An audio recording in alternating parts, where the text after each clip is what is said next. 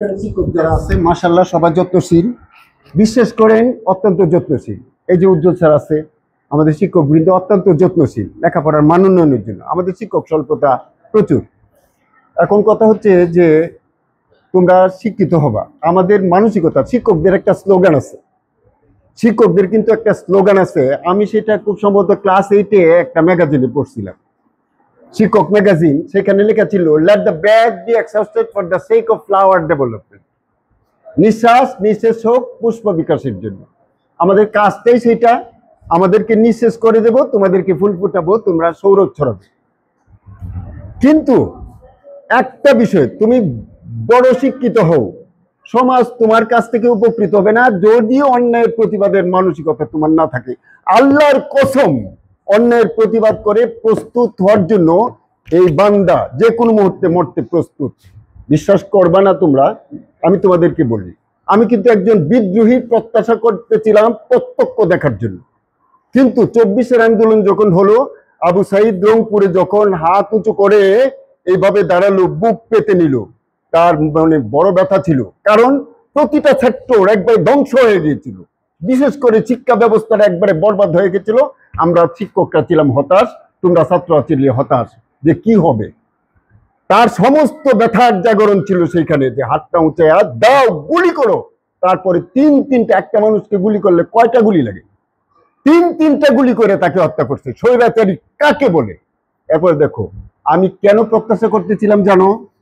বিদ্রোহী কবিতা তোমরা পড়ছো না, অনেকেই শুনছো, শরীরে লাগাইছো না।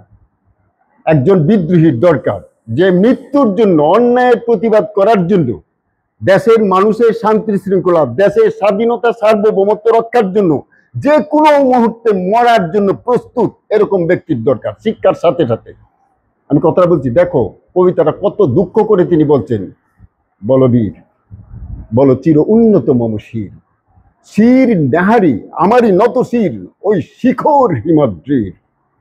বলবীর বল মহাবিশ্বের মহাকাশ ফাড়ি, চন্দ্র সূর্য গ্রহ তারাচারী, বুলুক দুলুক গুলোক বেদিয়া, ক্ষুদার আসন আরস ছেদিয়া, উঠিয়াছি চির বিশ্বয় আমি বিশ্ববিদাত্রীর। মম ললাটে রৌদ্র ভগবান জলে, রাজ রাজ টিকা দীপ্ত জয়শ্রীর। বলবীর চির উন্নত মমশী। তার মানে কি?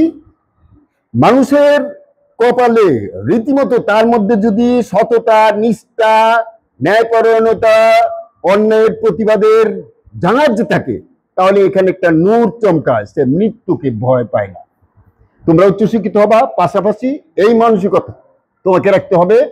অন্যায় কথা যে বলবে, অন্যায় যে করবে, তাকে তোমরা ভাববা যে বস্ত্রহীন উলঙ্গ মানুষ, সে অন্যায়কারী, সে অত্যাচারী, সে জুলুমবাজ, সে নির্যাতনকারী, সমাজের অবক্ষয়, সমাজের দুষ্পণ এবং সমাজকে ধ্বংস করার কারিগর।